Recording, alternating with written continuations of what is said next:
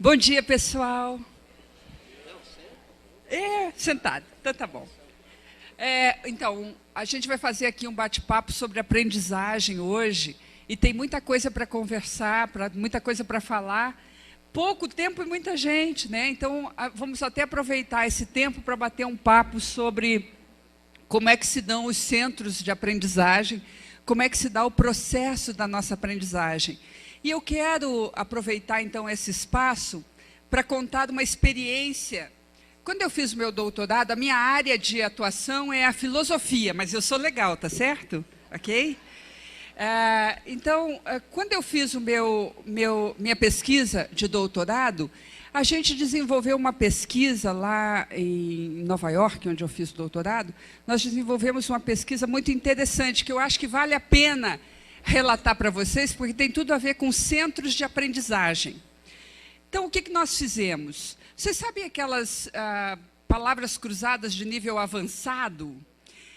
Nós chamamos voluntários na cidade de Nova York que tinham por hábito preencher essas palavras cruzadas de nível avançado. Então, nós fizemos uma bateria de testes colocando para estes voluntários uma palavra cruzada inédita. E aí nós medimos o tempo referencial do grupo, que era o tempo do mais lento do grupo. No dia seguinte, nós fazíamos uma segunda bateria e colocávamos uma palavra cruzada, não inédita, inédita para aquele grupo, mas já tendo sido respondida por outros grupos. E nós registrávamos o tempo. E nós, invariavelmente, nos muitos grupos que nós fizemos a pesquisa, conseguimos um resultado, no mínimo, 20% mais rápido na resposta. Então, nós formulamos duas hipóteses. Será que, quando as pessoas estavam fazendo a palavra cruzada, elas entravam em algum campo de informação que elas conseguiam responder mais rápido aquela palavra cruzada que já tinha sido respondida? Ou será que, como esse grupo estava junto e era o segundo dia de encontro, eles estavam afinados? Então, nós fomos para o terceiro, íamos sempre para a terceira bateria, quando nós colocávamos uma palavra cruzada de novo inédita.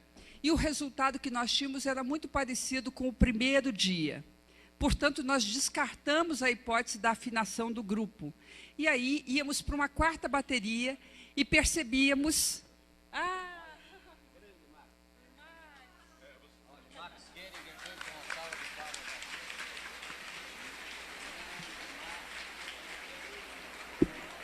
O que nós observamos? Que nós tínhamos, referencialmente,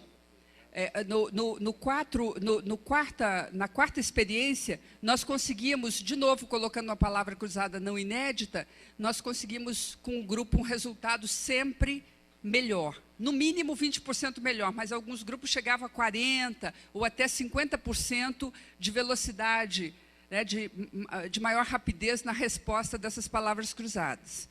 E então nós começamos a desenvolver algumas hipóteses. E aí, entrando para campos referenciais de aprendizagem, nós descobrimos algumas coisas. Quando nós estamos no processo de aprendizagem, há um momento em que a gente consegue uma chave para entrar no campo daquela aprendizagem. O que eu chamo de pequena biblioteca, que é isso que eu sei, e a grande biblioteca, que é aquilo que todos nós sabemos a respeito daquele assunto. Por vezes, eu fico fechada na minha pequena biblioteca e só fico me referenciando por aquilo que eu sei, fechado nas minhas certezas, achando que o que eu sei é suficiente. Mas quando eu me abro para a possibilidade da grande biblioteca, eu acesso um conhecimento que todos nós podemos ter acesso a qualquer instante, porque ele está disponível, assim como estão disponíveis as ondas do celular, as ondas do rádio, as ondas da televisão, etc. Ou seja, tem um conhecimento que está disponível numa grande biblioteca virtual. Hoje, com essa ideia da internet, nós podemos entender muito bem essa metáfora, de uma biblioteca virtual. Mas notem, tem uma pequena chave que nos possibilita o acesso a essa biblioteca. E essa chave é um volume de conhecimento. Porque quando nós fazíamos a experiência com pessoas que não respondiam palavras cruzadas, essas pessoas não conseguiam resultado nenhum. Mesmo que a palavra cruzada tivesse sido muitas vezes respondida. Então, quem tinha já por hábito esse conhecimento, essa prática, acessava esses campos de conhecimento facilmente. Quem não tinha, não acessava. Assim é com o estudo de idiomas, por exemplo. Tem um momento em que você imagina que não vai nunca aprender aquilo. É muito complicado, é difícil. Aí você vai avançando no estudo do idioma, e em algum momento você cruza essa linha, e aí você passa a saber aquilo que ninguém te contou e você não leu em lugar nenhum.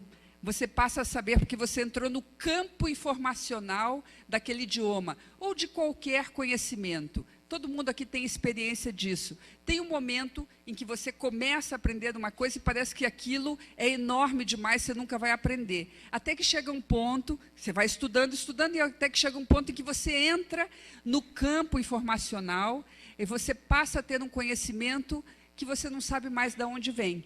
Você passa a acessar um conhecimento maior disso que eu chamo da grande biblioteca. Então, qual é a chave para nós ampliarmos nossa forma de aprendizagem? Bom, sem dúvida é o conhecimento, mas há uma outra condição que é este entendimento do campo informacional, ou seja, nós estamos abertos, estamos disponíveis para acessar essa informação que aí está. Temos a clareza de que se nós formos bons receptores, como um bom rádio, um bom celular, nós seremos capazes de baixar para esta condição aqui, uma informação que pode contribuir com todos nós, que pode privilegiar a todos nós. Portanto, uma boa dica de aprendizagem é: não se limite à sua pequena biblioteca. Abra os seus sensores, abra a sua capacidade, amplie o seu conhecimento e perceba que o volume de conhecimento que você passará a ter é muito maior do que aquele que você hoje possui. Então, esta é uma primeira dica para a gente começar a aquecer os aspectos da nossa aprendizagem. Bom, meninos e meninas, está uma delícia isso aqui, não está? Que bom se a gente pudesse continuar conversando com todos, assim, porque eu gostaria até de dizer ao mestre Marins, eu chamo ele de mestre porque é o seguinte: eu faço palestra há 16 anos. O Marins e o Gretz são os grandes precursores, os pioneiros desta área, inspiraram a todos nós, não é verdade? São pessoas que estavam aí já fazendo sucesso há muito tempo, e nós já prestamos nossas honras a eles muitas vezes. E é realmente um privilégio estar aqui, todos juntos, para podermos compartilhar ideias, atendendo ao chamado do mestre Marins, porque a gente move céus e terras para poder estar aqui junto. E creio que esta história que nos compõe, que tem a ver com muitas histórias que a gente vai amealhando ao longo da vida, pode ser, sim, compartilhada e repassada como experiência de aprendizagem. Então, eu vou contar para vocês uma história que me marcou profundamente na vida e que hoje, evidentemente, também interfere, influencia e tem um grande impacto no meu trabalho. Tem uma professora que eu tive na vida, que é a Bárbara, que é a melhor professora que eu já tive, a melhor. A Bárbara é uma americana que nasceu e cresceu numa família em que os pais eram professores universitários. E ela cresceu acreditando que se ela tivesse uma carreira acadêmica perfeita, ela seria totalmente feliz. Ela tinha este plano A, e como ela é uma pessoa muito competente, ela colocou o plano A em prática, desenvolveu uma carreira acadêmica perfeita, brilhante, conseguiu um PhD em filosofia. E aí vocês podem imaginar o tamanho do tombo. Quando ela chegou nessa posição, que tinham dito para ela que tudo estaria resolvido, nada estava resolvido. Estavam lá as angústias, as dificuldades, os medos, os temores, todas as questões estavam presentes. E a Bárbara, como ela tinha apostado muito nesse caminho, nessa condição, ela entrou em depressão. Pensando sobre a história da Bárbara e sobre tudo isso que ela viveu, eu me dei conta do que é depressão, que, aliás, é uma epidemia nesse século XXI. Depressão é o seguinte, gente, e aí o caminho da educação poderá nos curar. Depressão é quando a gente recebe um plano A para a vida. A gente faz tudo o que nos ensinaram, do jeitinho que nos ensinaram, o plano A não funciona e a gente não tem um plano B. Isso é depressão. É quando a gente não sabe mais o que fazer. E todos nós já vivemos isso em alguma medida com aquilo que a gente chama de frustração. A gente tem um plano, coloca em prática, entra em frustração. Como é que a gente faz para sair da frustração? Constrói um plano B. Vai fazer de novo, vai tentar de outro jeito, vai tentar outra coisa, vai buscar caminhos. Porém, se o plano A é muito importante e você confunde o plano da vida com a própria vida, você não consegue elaborar um plano B, porque você acha que aquilo era a vida. Então, você entra na curva invertida da ação até chegar à depressão. E aí, chega no nível físico mesmo, você precisa de ajuda química para sair da depressão. Porém, toda depressão começa no nível do paradigma, da forma como a gente enxerga a realidade, do jeitão como a gente aprendeu a ver a vida. E a Bárbara estava nessa situação, lá no fundo do poço. E ela abandona a vida dela nos Estados Unidos, vai para a China e passa 10 anos na China alfabetizando crianças. E na China, ela desconstrói o seu plano A para caber planos B, C, D, E. E ela percebe que na China tem coisas que são iguaizinhas às coisas nos Estados Unidos e tem coisas que são completamente diferentes. Tem coisas que são melhores na China e outras que são piores, mas, de um modo geral, ela observa que essas são formas de perceber a realidade, são jeitões de ver a coisa. Então, ela volta para os Estados Unidos e eu tive o privilégio de estudar com ela a disciplina de filosofia pura. E toda a aula, a Bárbara começava assim: bem-vindos ao mundo da desilusão. E pode parecer mórbido que alguém nos convide a nos desiludirmos, mas usando a expressão que o César Souza trouxe aqui para nós, desaprender. É sair daquele pequeno formato e ganhar uma moldura maior para ver a vida, uma lente mais ajustada, mais ampla, que a gente possa enxergar melhor. Então, desiludir-se é uma coisa boa. De agora em diante, quando alguém disser para vocês: nossa, eu estou tão desiludido, você diz: parabéns, amigo, que bom que você conseguiu, maravilha. Olha que não é fácil. Não é fácil se desiludir. A gente, por vezes, fica preso, né? Refém de uma ilusão que nos diz: eu não sou capaz, eu não posso, isso não é para mim, eu não vou aprender, isso não serve, eu tenho dificuldade. Tudo isso são padrões, formas de pensamento, jeito de olhar a vida. Todos nós, sem exceção, desenvolvemos nossa visão, desenvolvemos nosso processo através de um processual chamado formação.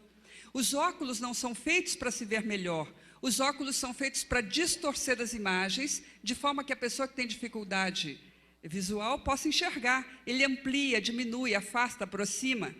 E esta é uma forma de compreendermos como nós aprendemos. Todos nós, sem exceção, desde pequenininhos, recebemos lentes mentais para ver o mundo. Essas lentes não são feitas para ver melhor o mundo. Essas lentes são feitas para distorcer a realidade de forma que nossa capacidade de compreensão, que é limitada, possa compreender a realidade.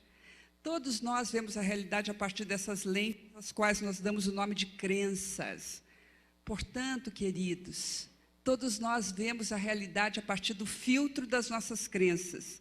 Assim, o que você acredita como verdade não é a verdade absoluta, é o seu jeitão de ver a verdade. Quando eu me dou conta disso, eu estou apta para aprender.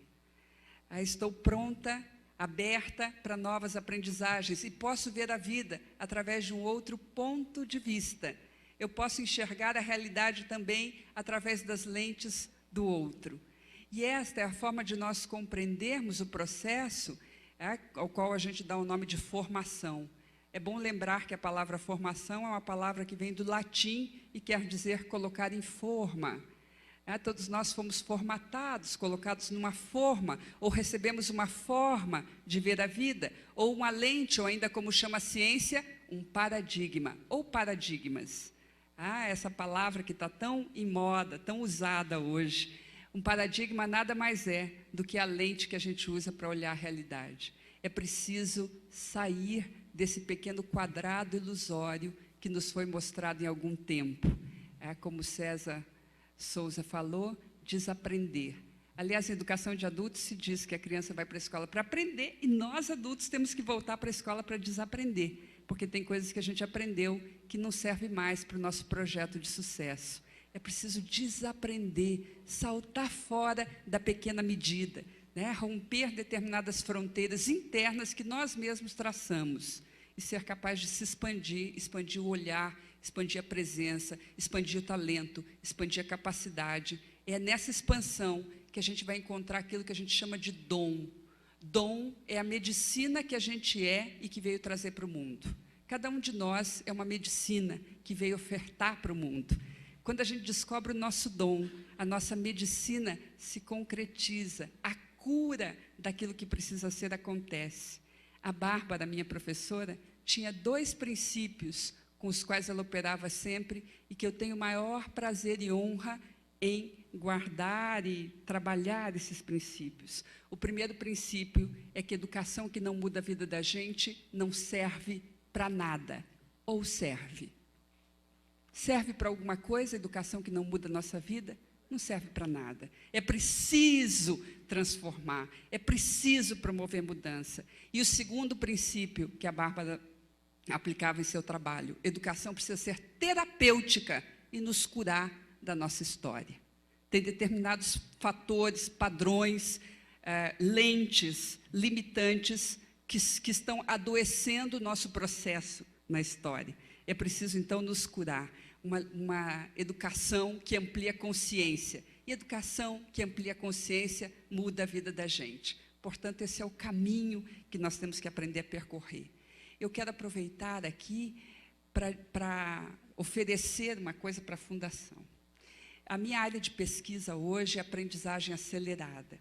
Eu vinha conversando com o Godrin, enquanto nós vínhamos para cá, sobre um seminário que eu estou trabalhando, preparando, de juntar técnicas de aprendizagem acelerada para desbloqueios de aprendizagem, para que a gente aprenda mais rápido idiomas, para que a gente aprenda mais rápido, enfim, aprender a aprender, especialmente. Então, eu quero já colocar aqui à disposição, como voluntária, para vir facilitar esse seminário aqui para os professores na Fundação. Ficarei muito feliz de compartilhar todas essas ideias e essas questões com todos vocês. Para encerrar, enquanto ouvia as poesias que foram ditas aqui, eu gosto muito de poesia, porque, como o Valdez falou, a arte há de nos salvar. A arte há de nos salvar. Eu me lembrei de um poeta nicaragüense que eu gosto muito, que é um ex-monge, Ernesto Cardenal. Tem um dos poemas dele que me inspira profundamente a viver intensamente. E eu quero deixar essa mensagem como uma mensagem que os convide a todos vocês, meninos e meninas, a viver intensamente.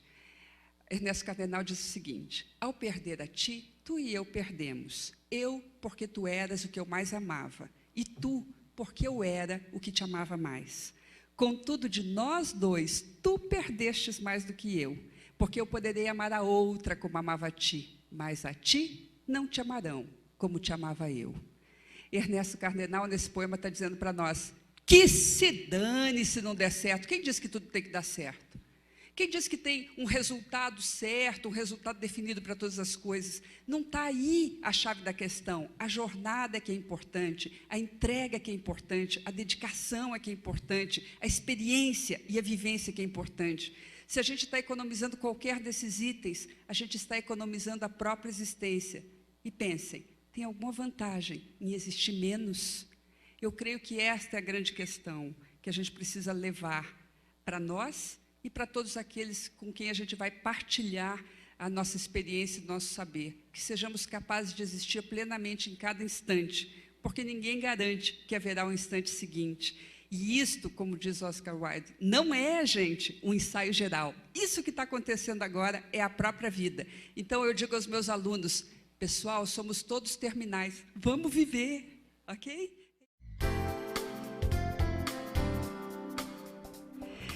Bom, eu estou extremamente feliz de estar aqui, porque atender a um convite do mestre Marins é uma coisa especial para todos nós, tenho certeza.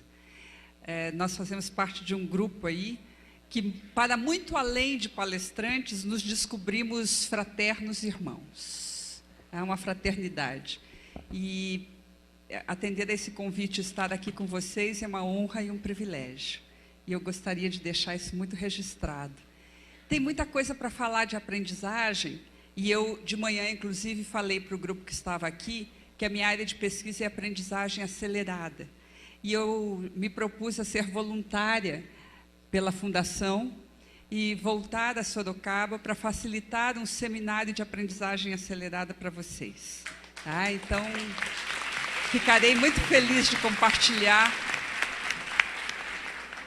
todos os aspectos que sei que aprendi ao longo desses últimos 8 anos de pesquisa nessa área. E eu estava pensando, enquanto o Max até me perguntou, você vai falar sobre o quê? Eu disse, não sei, porque quando eu chego e olho para as pessoas, eu penso, o que é mais relevante para nós nesse momento? E enquanto eu vinha e sentava, eu me lembrei de uma história, me lembrei de um encontro que eu tive na vida que foi muito importante. Eu conheci uma pessoa, o nome dela é Peggy Ayala. Ela é médica, psiquiatra, e em um momento da vida dela, ela teve uma experiência de quase morte. E essa experiência mudou absolutamente a visão de mundo que ela tinha.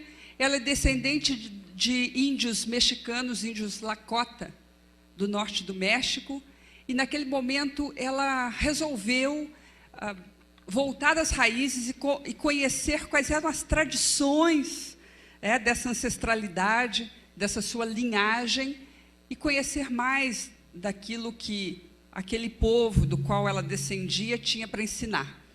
Então, a Peggy Ayala, quando eu a conheci, em 1999, ela tinha já 82 anos, e continua viva e forte à frente da Fundação de Promoção de Saúde que ela dirige nos Estados Unidos. Na nossa primeira reunião, eu fiquei 5 horas conversando com ela. Ficamos ali, conversando numa entrevista que eu fiz, da pesquisa que eu estava fazendo do meu doutorado. E, além das muitas coisas maravilhosas que eu aprendi com ela, nas diversas reuniões que eu tive com ela, desta primeira vez, eu estava sentada de frente para ela e atrás dela tinha uma placa, que eu fiquei 5 horas olhando essa placa. Quando eu saí desta sala, eu saí de lá transformada, porque a placa dizia assim, se você não cuidar do seu corpo, onde é que você vai morar no futuro? Eu saí transformada porque eu fiquei pensando, é mesmo, que lençol de linho, que cama confortável, que cetim macio vai dar conta de um corpo doente, cansado, maltratado, de um ser estressado, de uma pessoa emocionalmente abalada. E aí eu comecei a pensar sobre como são essas questões deste planeta que cada um de nós habita, esse pequeno pedaço de terra que é o nosso corpo. Como é que nós estamos lidando com isto? Porque isto está relacionado com o macro também, né? Com tudo aquilo que é maior que nós. E eu percebo, então, que aquela máxima de um dos maiores educadores da humanidade, que foi Mahatma Gandhi, é muito verdadeira para todos nós que somos educadores. Seja você a mudança que você quer ver no mundo. Seja você a mudança que você quer que aconteça na realidade. Seja você a mudança que você deseja ver ocorrer em toda parte. Se a sua passagem pela sua escola não fizer dessa escola uma escola melhor, a sua passagem, evidentemente, que não valeu. E se a sua passagem pela sua família não fizer da sua família uma família mais amorosa, mais afetiva, a sua passagem, é claro que não valeu. E se a sua passagem pela sua comunidade não fizer da sua comunidade um lugar melhor para viver e para conviver, a sua passagem não valeu. Nós precisamos fazer com que a nossa passagem por essa existência valha a pena e tocar a vida com essa mágica que nós todos temos. E aí começa essa transformação até em cuidar de si, em ser capaz de dar conta daquilo que nos foi legado por empréstimo, esse pequeno pedaço de terra que cada um de nós encarna e habita. E eu penso muito a respeito disto e percebo que, se não estou bem, não posso oferecer nenhum bem. E se não consigo encontrar em mim as respostas, que respostas poderei oferecer? Mas, especialmente, se eu não sei elaborar boas perguntas, como é que nós vamos nos conduzir? Eu acredito muito no processo da pergunta. A pergunta, ela organiza toda a realidade. E é preciso, portanto, sermos formuladores e inspiradores de perguntas. A dúvida é que gera aprendizagem, não a certeza. E aí nós vamos ter ambientes de autonomia, ambientes de liberdade, possibilidades novas, onde nós podemos navegar. Mas voltando à história da Peggy Ayala, nessa primeira reunião que eu tive com ela, quando eu saía, depois ela me dizia tanta coisa sobre saúde, integridade, bem-estar, quando eu saí eu perguntei para ela se houvesse um único conselho que ela poderia nos dar, que eu poderia repassar, um único conselho para manter a integridade da nossa saúde, do nosso bem-estar, qual seria? Vocês gostariam de saber qual a resposta que ela me deu? Bom, lá da sua sabedoria de 82 anos, depois de ter percorrido um longo caminho pessoal e entender profundamente do processo de uma saúde integral, ela me disse, o melhor conselho que eu poderia dar, que eu poderia legar é: beba muita água. E eu adotei isto mesmo, Eugênio. Parabéns. Beba muita água, mas não de qualquer jeito. Aí está o grande salto. Não de qualquer jeito. Beba muita água, pelo menos uns 2 litros por dia. Porque toda vez que você parar para beber água, você vai realmente parar. Dar um tempinho, alguns minutos, segundos que sejam. Isto, olha lá. Fotografa. Isto é palestra com efeitos visuais. Viu? Parar, respirar. Uau! Parar, respirar. Dar aquele tempo, aquela pausa entre um espaço e outro da vida e, neste momento, refazer um instante. Acordar. De fato, há uma coisa curiosa a respeito da nossa esfera diária. A gente acorda de manhã, mas por vezes não desperta o dia inteiro. Quantos dias você não lembra o que fez? Você não tem ideia de como foi, não tem memória do que aconteceu. Esses são os dias que nós acordamos, mas não despertamos. Passamos por esse tempo dormindo. É preciso, então, despertar. E a água aí como processo de despertar. E eu quero vincular tudo isso agora a esse cenário do planeta para encerrar a minha pequena participação e dizer a vocês que está na hora de cuidar da nossa água. Se tudo que está no macro está no micro, se tudo que está no micro está no macro, se é assim na terra como nos céus, então está na hora da gente olhar o que está acontecendo conosco. O planeta hoje está vivendo um problema de água. Nós já estamos entrando numa fase de crise. Será que este planeta que nós habitamos também não vive problemas com a água? Porque, afinal de contas, a água nas tradições é considerada a primeira curadora. Ela é que exercita o espaço de flexibilidade das nossas emoções. Ela que permite que a gente saia de uma emoção, por vezes dura, difícil de lidar, para novas possibilidades emocionais.